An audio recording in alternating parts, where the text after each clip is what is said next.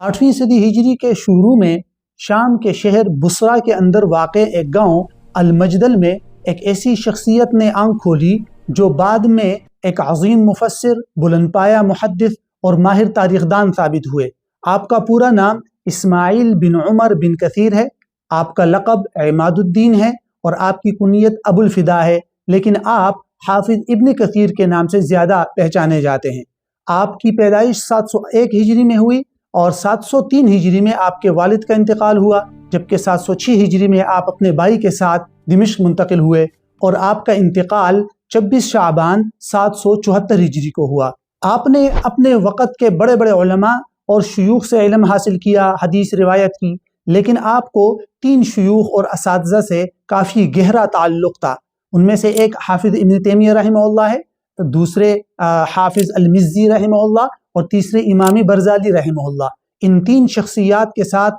जो गहरा और इल्मी ताल्लुक़ था आपका, जिसका असर आपकी शख्सियत में बहुत ज़्यादा नज़र आता है, खुसूसन आपके इज्तिहादी बसीरत और आपके नज़रिए और अक़ीदा के अंदर हाफिज़ इब्न तैमिया रहमहुल्लाह से आपने काफ़ी इस्तिफ़ादा किया है, जबकि तारीख़ और हदीस के रिवायत के सिलसिले में आपने इमाम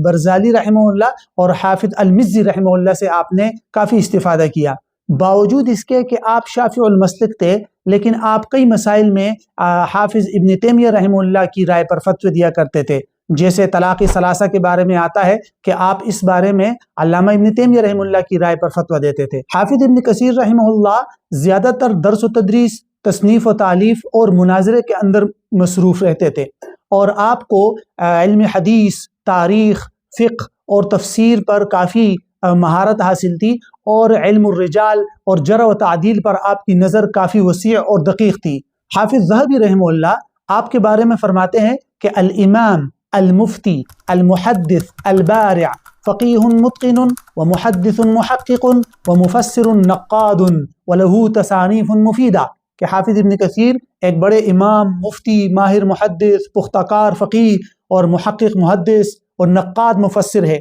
और उन्होंने कई मुफीद किताबें लिखी। इसी तरह अल्लामा सखावी रहमहुल्लाह आपके बारे में फरमाते हैं कि कान कसीरुल इस्तिहज़ार क़लीलुन निस्यान जय्यिदुल फ़हम, कि आप इंतहाई कवी हाफ़िज़े वाले थे, बहुत कम भूलते थे और अच्छी फ़हम व फ़िरासत के मालिक थे।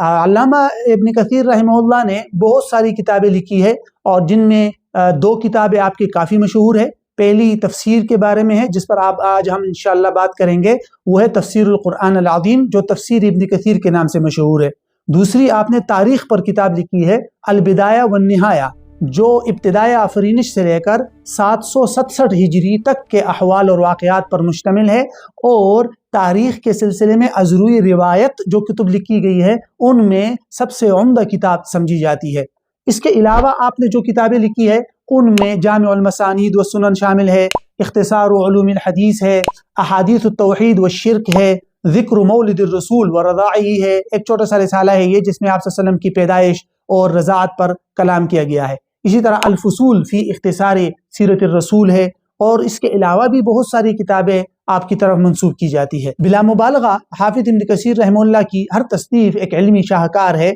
लेकिन आपकी 2 किताबें काफ़ी मकबूल और मशहूर है, एक तफसीर इब्न कसीर और दूसरी अल बिदाया वन निहाया जो तारीख़ पर है। तफसीर इब्न कसीर ये तफसीर बिल रिवाया या तफसीर बिल मनक़ूल के अंदर सबसे ज़्यादा मोतमद और बावसूख तफसीर समझी जाती है। बहुत सारे अहले इल्म ने इस बारे में लिखा है कि तफसीर इब्न जरीर के बाद सबसे ज़्यादा मोतमद और बावसूख किताब तफसीर बिल रिवाया के अंदर वो तफसीर इब्न कसीर है। हाफिज़ सुयूती रहमहुल्लाह इस तफसीर के बारे में फरमाते हैं कि इन्नहु लम युअल्लफ़ अला नमतिही मिस्लुहु, और इसकी अहमियत का अंदाज़ा इस बात से लगाया जा सकता है कि तफासीर के अंदर जो हाफिज़ इब्न कसीर के बाद की तफासीर आई हैं उन्होंने उमूमन इसराइली रिवायात के सिलसिले में और इसी तरह अहादीस के सिलसिले में ज़्यादातर तफसीर इब्न कसीर पर एतमाद किया है, जिस रिवायत पर हाफिज इब्न कसीर ने रद्द किया हो या जिस इसराइली रिवायत को हाफिज इब्न कसीर ने मौजू और मनगढ़ंत करार दिया हो, तो बाद के मुफस्सिरीन ने भी उस रिवायत को मौजू और मनगढ़ंत करार दिया है, बशमूल अल्लामा आलूसी रहमहुल्लाह के, कि उन्होंने तफसीर रूहुल मानी के अंदर इसराइली रिवायात के सिलसिले में तफसीर इब्न कसीर से खूब इस्तिफादा किया है। और हाफिज इब्न कसीर रहमहुल्लाह चूँकि एक बुलंद पाया मुहद्दिस थे, इल्म रिजाल और जरह व तादील पर काफ़ी वसी और दकीक नज़र रखते थे, तो इसलिए उन्होंने इस तफसीर के अंदर ये पूरी कोशिश की कि इससे पहले तफासिर के अंदर जो ज़ईफ़ और कमज़ोर रिवायात है उनसे अपनी तफसीर को पाक रखे, और इसमें आप किसी न किसी हद तक कामयाब भी हुए हैं। तो इसलिए इस तफसीर को तफसीर बिर रिवाया के अंदर ज़्यादा मोतमद और बावसूख तफसीर समझा जाता है। तफसीर इब्न कसीर के हवाले से ज़्यादातर यही राय पाई जाती है कि ये तफसीर बिर रिवाया या तफसीर बिल मनकूल है, लेकिन अगर इंसान इसका मुताला करे और गौर करे तो मालूम होता है कि ये सिर्फ तफसीर बिर रिवाया नहीं है, ये तफसीर बिर रिवाया और तफसीर बिर राय, तफसीर बिल इज्तिहाद दोनों का एक हसीन इम्तिजाज है। क्योंकि आपने जगह जगह मुफस्सिरीन की आरा और भी जिक्र की है, अपनी राय भी जिक्र की है, कहीं पर तरजीह भी किसी एक राय को तरजीह भी दी है। तो इसलिए इसको तफसीर बिर रिवाया और तफसीर बिर राय का हसीन इम्तिजाज कहा जा सकता है। अलबत्ता इन्होंने चूंकि अपनी तफसीर के अंदर ज़्यादा तवज्जो तफसीर बिर रिवाया यानी तफसीर कुरान बिल कुरान और तफसीर कुरान बिल हदीस पर दी है, तो इसलिए इस उस्लूब के गालिब होने की वजह से इनकी तफसीर को ज़्यादातर अहले इल्म ने तफसीर बिर रिवाया या तफसीर मनकूल करार दिया है। इब्न कसीर में हाफिज इब्न कसीर रहमहुल्लाह का मनहज और उस्लूब को अगर देखा जाए तो ये मालूम होता है कि उन्होंने इस तफसीर के शुरू में एक मुकदमा लिखा है जो ज़्यादातर अल्लामा इब्न तैमिया की किताब मुकदमा फ़ी उसूल तफसीर से माखूज़ है। और इस मुकदमे के अंदर हाफिज इब्न कसीर रहमहुल्लाह ने एक तो अहले इल्म को तदब्बुर कुरान की बारे में तरगीब दी है, और दूसरा उन्होंने तफसीर कुरान के उम्दा तरीक़े की वजाहत की है कि तफसीर कुरान का उम्दा तरीक़ा तफसीर कुरान बिल कुरान, तफसीर कुरान बिल हदीस, तफसीर कुरान बि अक़वाल सहाबा है, यानी तफसीर बिर रिवाया। अगरचे तफसीर बिर राय की भी उन्होंने इजाज़त दी है कि जो अहले इल्म तफसीर के ज़रूरी उलूम का इल्म रखते हैं वो अगर ऐसी तफसीर बयान करते हैं अज़रूरी लुग़त और वो कुरान मजीद और शरीयत से हम आहंग है तो उसको कबूल किया जा सकता है। तो इस मुकदमे के बाद उन्होंने एक और मुकदमा सूरह फातिहा से भी पहले लिखा है, और उस मुकदमे के अंदर उन्होंने कई निकात लिखे हैं। मिसाल के तौर पर मक्की और मदनी होने की तफसील लिखी है सूरतों की, फिर कुरान मजीद के कलिमात और आयात की तादाद के बारे में बात की है, और अहज़ाब और सूरतों के बारे में बात की है, आयत और लफ्ज़ी सूरत के माना और लुग़वी माना वगैरह बयान किया है, और उसके बाद जाके फिर उन्होंने तफसीर कुरान का आगाज़ किया है। जब आप कुरान मजीद की आयत की तफसीर शुरू करते हैं तो हर सूरत के शुरू में वो मबादियात ज़रूर जिक्र करते हैं, और उन मबादियात में मिसाल के तौर पर उस सूरत का महल नुज़ूल, शानी नुज़ूल, उस सूरत की फजीलत के हवाले से जो अहादीस आई है उन अहादीस पर जिक्र का तज़किरा करते हैं, अगर उनमें कोई ज़ईफ़ हदीस है तो उस पर नक़द भी करते हैं। इसके अलावा उस सूरत की कलिमात और आयात की तादाद पर गुफ्तगू करते हैं। तो इस तरह इन मबादियात को जिक्र करने के बाद आप आयात की तफसीर शुरू करते हैं, और जब आयात की तफसीर शुरू करते हैं तो उन्होंने ये मनहज इख्तियार किया है कि सबसे पहले वो आयात की तफसीर मुख्तसर अल्फाज में अपने अंदाज से तफसीर जिक्र करते हैं आयात की, और उसके बाद फिर वो तफसीर की तरफ आते हैं, तफसीर कुरान बिल कुरान की तरफ, कि आयात की तफसीर दीगर आयात की रोशनी में क्या है। फिर उन आयात का मुकारना भी करते हैं, कहीं तारुज़ महसूस हो तो उनको दूर करने की कोशिश करते हैं। फिर इसी तरह तफसीर कुरान बिल हदीस की तरफ आते हैं, और उस सिलसिले में वो ज़रूर ही वजाहत करते हैं कि उनमें किस किस्म की अहादीस काबिल इस्तिदलाल है और किस किस्म की अहादीस काबिल इस्तिदलाल नहीं है। फिर आगे चलते चलते तफसीर कुरान बे-अक़वाल सहाबा, बे-आसार ताबईन, इस तरह तमाम आसार वगैरह को भी जिक्र करने की कोशिश करते हैं। बल्कि इससे बढ़कर आप तफसीर आयात की तफसीर में कदीम मुफस्सिरीन के अक़वाल को भी नकल करते हैं, और उनमें से अगर कोई कौल आपकी राय में दुरुस्त न हो या राजे न हो तो उस पर नक़द भी करते हैं और किसी दूसरे कौल को तरजीह भी देते हैं। इसके अलावा भी आप बहुत कुछ तफसीर के सिलसिले में जिक्र करते हैं। मिसाल के तौर पर उन आयात के हवाले से अगर नासिख मनसूख का कोई नुक्ता हो तो उसको जिक्र करते हैं, फ़िक़ही कोई मसला हो तो उन फ़िक़ही मसाइल पर बात करते हैं, क़िराआत पर बात करते हैं। इसके अलावा मुअतज़िला और दीगर अहले बिदअत पर रद्द भी करते हैं। तो इन तमाम चीज़ों का वो ज़रूर इहाता करते हैं, कहीं मुख्तसर और कहीं तफसील के साथ। तो इन निकात को आगे हम ज़रा अलग अलग थोड़ा सा तफसील के साथ देखें। इब्न कसीर ने अपने से पहले बहुत सारी तफासिर से भी इस्तिफ़ादा किया है, جن میں زیادہ تر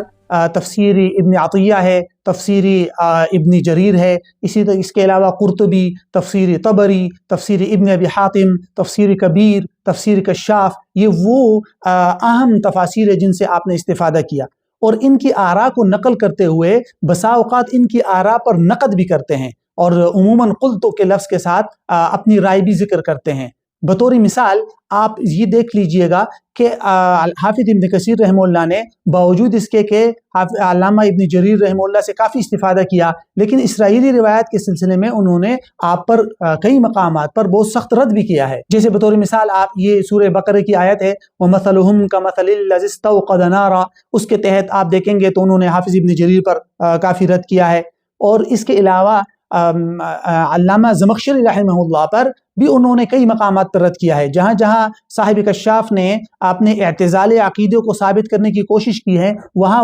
حافظ ابن کثیر رحمہ اللہ نے ان پر نقد بھی کیا ہے۔ مثال کے طور پر قرآن مجید کی جو آیت ہے کہ ختم اللہ علی قلوبہم، اس سلسلے میں علامہ زمخشری جہاں یہ بات ثابت کرنے کی کوشش کرتے ہیں کہ دلوں کو پر مہر لگا دینا یہ قبیح عمل ہے، اور اللہ کی طرف اس قبیح عمل کی نسبت درست نہیں ہے، اور اپنے اس اعتزالی عقیدے کو ثابت کرنے کی کوشش کرتے ہیں، تو وہاں حافظ ابن کثیر رحمہ اللہ نے ان پر سخت نقد کیا ہے۔ تو اس طرح قدیم اہل علم سے تفسیر میں استفادہ بھی کیا ہے اور ان پر نقد بھی کیا ہے۔ اسرائیلی روایات کے سلسلے میں حافظ ابن کثیر کا رویہ انتہائی جارحانہ ہے۔ اس سلسلے میں آپ نے حافظ ابن تیمیہ رحمہ اللہ کی بہت زیادہ تقلید کی ہے، اور انہوں نے عموماً ایسی اسرائیلی روایات جو یا تو موضوع ہے یا من گڑت ہے، ان کے موضوع ہونے کا خصوصی طور پر ذکر کیا ہے، اور اسرائیلی روایات کے معیار اور اسرائیلی روایات کو پرکھنے کے لیے تفسیر ابن کثیر کو انتہائی معتمد تفسیر سمجھا جاتا ہے، کیونکہ حافظ ابن کثیر رحمہ اللہ کو علم الرجال اور نقد حدیث پر کافی مہارت حاصل تھی، تو اس سلسلے میں انہوں نے کافی عمدہ وضاحتیں کی ہے کہ کہاں کہاں کون کون سی اسرائیلی روایات اس اسلام کے اندر یا تفاسیر کے اندر کیسے گھس کر آئی ہے۔ بطور مثال آپ ان آیات کو دیکھ سکتے ہیں، سورہ بقرہ کی آیت وَإِذْ قَالَ مُوسَىٰ لِقَوْمِهِ إِنَّ اللَّهَ يَأْمُرُكُمْ أَن تَذْبَحُوا بَقَرَةً، تو اس سلسلے میں انہوں نے بقرہ کے حوالے سے جو اسرائیلی روایت ذکر کی ہے اس پر انہوں نے کافی نقد کیا ہے۔ اس کے علاوہ سورہ قاف کے اندر لفظ قاف کے حوالے سے جو اسرائیلی روایت ہے، جس میں یہ ہے کہ قاف جو ہے یہ ایک پہاڑ کا نام تھا، کوہ قاف، تو اس اسرائیلی روایت پر بھی انہوں نے کافی نقد کیا ہے۔ تو بہرحال اس سلسلے میں اس تفسیر ابن کثیر کو باقاعدہ ایک انسائکلوپیڈیا قرار دیا گیا ہے۔ حافظ ابن کثیر رحمہ اللہ نے بعض مقامات پر جہاں جہاں ضرورت محسوس ہوئی وہاں فقہی مسائل کو بھی ذکر کیا ہے، اگرچہ وہ اس سلسلے میں امام قرطبی رحمہ اللہ اور امام آلوسی رحمہ اللہ کی طرح بہت زیادہ تفصیلات میں تو نہیں جاتے، لیکن ضرورت کی حد تک انہوں نے فقہی مسائل پر بھی گفتگو کی ہے۔ مثال کے طور پر قرآن مجید کی آیت ہے فَمَنْ شَهِدَ مِنْكُمُ الشَّهْرَ فَلْيَصُمْهُ، اس کے تحت انہوں نے تقریباً 4 فقہی مسائل کا تذکرہ کیا ہے۔ پہلے یہ کہ اگر کوئی شخص مقیم ہو رمضان میں اور پھر مسافر ہو جائے تو اس کے لیے روزے کا کیا حکم ہے۔ دوسرا مسئلہ یہ کہ آیا رمضان کے اندر سفر کے اندر روزہ رکھنا یا افطاری کرنا واجب ہے یا اختیاری ہے۔ تیسرا مسئلہ یہ کہ روزہ رکھنا افضل ہے یا افطار کرنا افضل ہے سفر کے اندر۔ اور چوتھا مسئلہ یہ کہ رمضان کے بعد جب رمضان کے روزوں کی قضا کرنی ہو تو آیا تتابع اور پے در پہ روزے رکھنا ضروری ہے یا نہیں۔ تو اس طرح انہوں نے جگہ جگہ پر اس طرح کے فقہی مسائل کو بھی ذکر کیا ہے۔ اسی طرح حافظ ابن کثیر رحمہ اللہ نے جگہ جگہ نحوی مباحث پر بھی گفتگو کی ہے، لیکن وہ بھی بقدر ضرورت، بہت زیادہ تفصیلات میں آپ نہیں جاتے۔ مثال کے طور پر قرآن مجید کی آیت غیر المغضوب علیہم ولا الضالین کے اندر لفظ غیر کے تحت جب آپ دیکھیں گے تو وہاں انہوں نے اس پر بحث کی ہے کہ لفظ غیر مجرور ہے صفت کی وجہ سے، یا منصوب ہے حال کی وجہ سے، یا یہ استثناء منقطع ہے، اور پھر انہوں نے نحویوں کی رائے ذکر کر کے پھر اپنی اس رائے کو ترجیح بھی ذکر کی ہے کہ جو رائے ہم نے ذکر کی ہے وہ زیادہ راجح ہے، تو وہ بقدر ضرورت نحوی مباحث بھی ذکر کرتے ہیں۔ تفسیر ابن کثیر میں لغوی مباحث بھی موجود ہے، اور آپ نے اس لغوی مباحث میں بھی صرف بقدر ضرورت ہی گفتگو کی ہے۔ مثال کے طور پر جہاں لفظ مفرد ہے تو اس کی جمع کو ذکر کیا ہے، جمع ہے تو اس کے مفرد کو ذکر کیا ہے۔ اس کے علاوہ بقدر ضرورت آپ نے عربی اشعار سے بھی استشہاد کیا ہے۔ مثال کے طور پر قرآن مجید کی آیت ہے کہ وَظَلَّلْنَا عَلَيْكُمُ الْغَمَامَ وَأَنزَلْنَا عَلَيْكُمُ الْمَنَّ وَالسَّلْوَىٰ، تو وہاں آپ دیکھیں گے تو من اور سلوہ کی لغوی تحقیق انہوں نے کی ہے، اور بہت سارے عربی اشعار سے بھی آپ نے استشہاد کیا ہے۔ تو لغوی مباحث بھی تفسیر ابن کثیر کے اندر بقدر ضرورت موجود ہے۔ قراءات قرآنیہ کو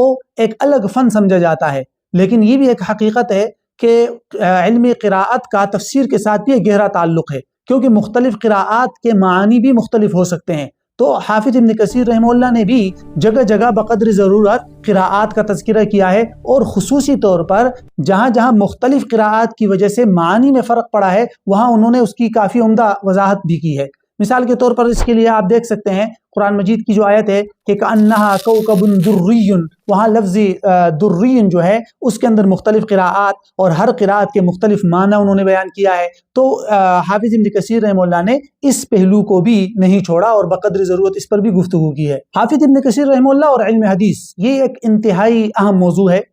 کیونکہ حافظ ابن کثیر رحمہ اللہ نے اپنی اس تفسیر کے اندر محدثانہ اسلوب پر بہت زیادہ توجہ دی ہے، اور آپ چونکہ علم الرجال اور جرح و تعدیل پر کافی دسترس رکھتے تھے تو اس سلسلے میں انہوں نے کافی مباحث ذکر کیے ہیں، بلکہ اس پر کچھ عرب علماء نے الگ سے کام بھی کیا ہے کہ منہج ابن کثیر فی الجرح و تعدیل، اور اس کو اگر دیکھا جائے تو حافظ ابن کثیر رحمہ اللہ نے جو کام کیا ہے اس کو 3 حصوں میں آپ تقسیم کر سکتے ہیں، خصوصی طور پر علم حدیث کے سلسلے میں۔ پہلا کام انہوں نے یہ کیا کہ احادیث کے صحت اور ضعف کے بارے میں انہوں نے بات کی ہے، اور سند کے حوالے سے یا حدیث کی متن کے حوالے سے انہوں نے جگہ جگہ انتہائی احتیاط کے ساتھ حدیث پر نقد کیا ہے۔ تو کبھی فرمایا کہ ھذا اسناد جید، کبھی فرمایا ھذا اسناد جید الا ان فیہ ابہام، تو کہیں پر فرمایا کہ ھذا حدیث ضعیف، اور کہیں پر فرمایا ہے ھذا اصح واثبت اسنادا، کہیں پر فرمایا ہے لیکن فیہ انقطاع۔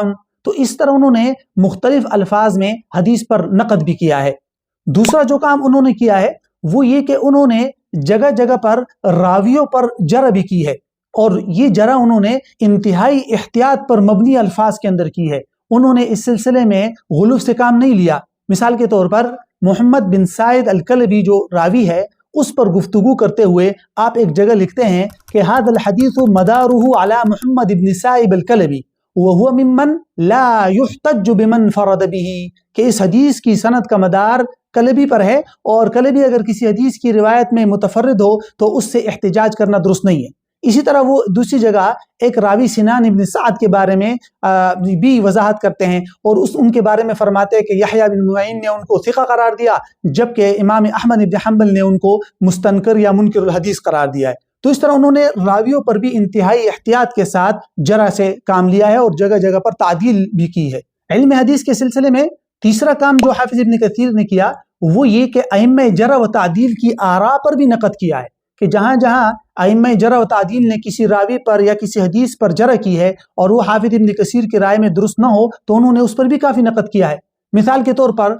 حافظ ابن کثیر رحمہ اللہ نے ابن ابی حاتم کے حوالے سے یہ حدیث نقل کی ہے جو ویل کے بارے میں ہے کہ وہ جہنم کے اندر ایک وادی ہے، تو اس سلسلے میں اس حدیث پر امام ترمذی رحمہ اللہ کی جرح انہوں نے نقل کی، اور امام ترمذی نے یہ فرمایا ہے کہ یہ حدیث میں ابن لہیعہ متفرد ہے، لیکن حافظ ابن کثیر رحمہ اللہ نے لکھا ہے کہ یہ رائے درست نہیں ہے، اور ابن لہیعہ اس حدیث میں متفرد نہیں ہے، بلکہ اس کے ساتھ حارث بن عمر نے بھی اس حدیث کو روایت کیا ہے۔ تو یہ وہ تیسرا کام ہے کہ انہوں نے حافظ ابن کثیر نے ائمہ جرح و تعدیل کی آراء پر بھی جگہ جگہ نقد کیا ہے۔ حافظ ابن کثیر رحمہ اللہ پر اہل علم نے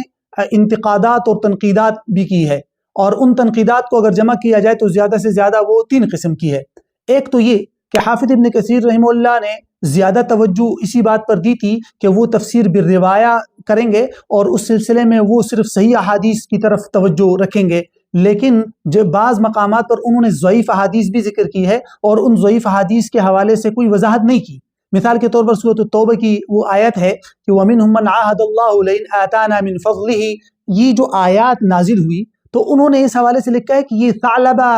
بن حاطب جو صحابی ہے، بدری صحابی، اس کے بارے میں نازل ہوئی، اور اس سلسلے میں انہوں نے جو حدیث نقل کی ہے وہ حدیث سندن ضعیف ہے، اس پر اہل علم نے کلام کیا ہے، لیکن حافظ ابن کثیر رحمہ اللہ نے اس حدیث پر کوئی زیادہ وضاحت نہیں کی۔ تو یہ ایک تنقید ہے جو حافظ ابن کثیر رحمہ اللہ کی تفسیر پہ کی جاتی ہے۔ دوسری تنقید یہ کی جاتی ہے کہ آپ نے بعض مقامات پر بعض اسرائیلی روایات کو بلا ضرورت ذکر کیا ہے، اور اس حوالے سے کوئی زیادہ وضاحت نہیں کی۔ تو یہ تنقید کسی حد تک درست ہو سکتی ہے، لیکن اس کا اہل علم نے جواب بھی دیا ہے کہ حافظ ابن کثیر نے عموماً یہ رویہ وہاں رکھا ہے جہاں اسرائیلی روایت کی وجہ سے کسی شریعت کے کسی